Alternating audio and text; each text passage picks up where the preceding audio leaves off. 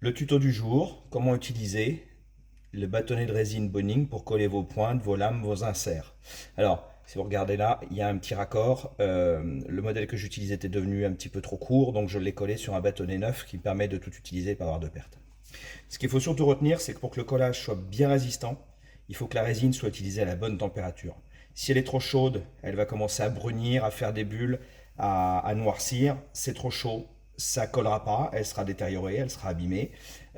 Si elle n'est pas assez chaude et si l'ensemble des composants n'est pas à la bonne température, elle va se refroidir cette résine avant de se coller sur les différents composants et vous n'aurez pas un bon assemblage. C'est ce qui explique que certaines personnes ont parfois des déceptions avec cette résine. Si elle est bien utilisée, ça colle très très bien, il n'y a pas de souci, ça résiste même à des très gros chocs. Donc préchauffez légèrement votre résine au-dessus de votre gaz. Attention, ça peut couler, faites attention, ça colle, faites attention à ne pas vous brûler, etc. évidemment. Donc vous la préchauffez légèrement. Quand le tube, voilà, j'avais déjà fait un petit peu avant, quand le bâtonnet est vraiment, vous semble déjà chaud, vous pouvez préparer le reste. Alors, surtout, là on va assembler des lames ACE 125 grains sur des inserts acier 75 grains. De manière à faire des lames sans grains, qui sont notre objectif d'assemblage aujourd'hui. Donc ces lames que vous voyez ici, ces deux parties en acier, il faut surtout faire attention de ne pas trop les chauffer. Si vous les chauffez, vous allez abîmer le revêtement de surface, qui pourra donc vos lames ensuite pourront rouiller, et vous allez également abîmer la trempe, et vos lames ne seront plus assez tranchantes à l'usage, notamment la pointe, qui est un endroit qui chauffe très vite, et cet endroit qui chauffe très vite, si vous le bleuissez, si vous changez la température, c'est un traitement thermique, vous allez changer les qualités mécaniques de votre lame. Donc je vous conseille tout simplement d'utiliser vos doigts. Si vous brûlez, c'est que c'est trop chaud. Donc en l'occurrence, on va déjà chauffer l'insert comme ça. Vous voyez, j'ai les doigts à côté de la flamme, je ne me brûle pas. Ça permet de monter en température, de contrôler. Il faut qu'on chauffe la lame et l'insert à température égale. Ensuite, je vais mettre ça à l'intérieur. On va chauffer la lame et l'insert. Il n'y a pas besoin, vous voyez, je tiens la lame par le bout de la main, par le bout des doigts, sans me brûler. Tant que je ne me brûle pas, c'est que la température est bonne. Cette partie-là étant plus chaude, bien sûr, je vais prendre une pince. Et là, je vais chauffer mon bâtonnet, chauffer également mon insert en acier. Quand je vais poser la résine sur l'adaptateur en acier, il faut que cette résine reste liquide. Si elle change de couleur ou si elle solidifie, si elle blanchit, ça veut dire que l'adaptateur en acier en dessous n'était pas assez chaud. Ça doit rester liquide, il faut que tout soit à la même température.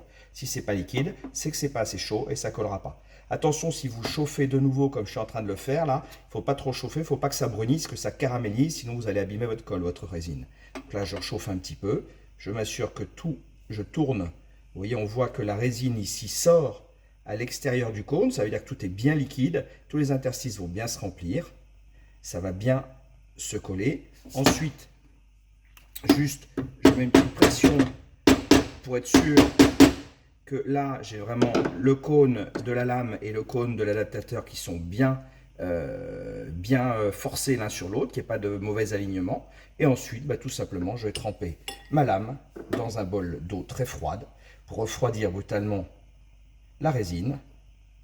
Et voilà, l'assemblage est fait. J'ai déjà réalisé tous ces assemblages-là juste avant. Il m'en reste encore quelques-unes. Voilà comment utiliser la fameuse résine. Si j'ai un conseil à vous donner également, évitez l'utilisation de la résine bleue.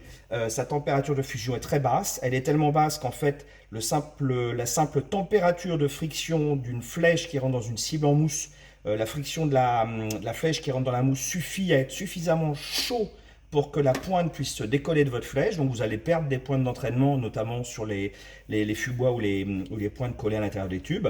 Donc moi je vous conseille vraiment de rester sur la résine jaune, la plus vieille, le plus vieux modèle. La résine jaune, elle est faite pour tous les assemblages habituels. Donc tube en aluminium, tube en lame sur adaptateur, fubois, des choses comme ça. La résine bleue, elle a été conçue pour les tubes de flèche en carbone. Attention, le carbone, ce n'est pas une matière, ce sont des fibres de carbone qui sont prises dans de la colle et type époxy. Si vous chauffez ces tubes en carbone à la température de la résine jaune, vous allez abîmer vos tubes et les rendre fragiles, changer leur texture, les rendre fragiles. C'est pour ça que la résine bleue a été créée. Malgré tout, cette résine bleue donc, a une température de fusion inférieure, elle n'abîme pas les tubes en carbone, mais sa caractéristique de collage, sa résistance au collage n'est vraiment pas très bonne. Sur le carbone, je vous conseille d'utiliser de la colle cyano ou éventuellement de l'araldite si vous avez un espace entre votre insert et votre tube ou dans les rainures de la pointe ou de l'insert suffisant pour que l'araldite, qui est quand même une colle épaisse, puisse avoir suffisamment de densité, de texture pour prendre dans le tube carbone. Mais pour toutes les autres utilisations, vraiment, privilégier la résine jaune, la résine Boning jaune, c'est vraiment le meilleur modèle. Ça, c'est des tubes qui seront destinés, des lames qui seront destinées au gros gibier. J'utilise ça depuis 30 ans, mes clients aussi utilisent ça depuis 30 ans. Quand c'est bien fait, il n'y a vraiment aucun problème, ça résiste vraiment à des très gros chocs.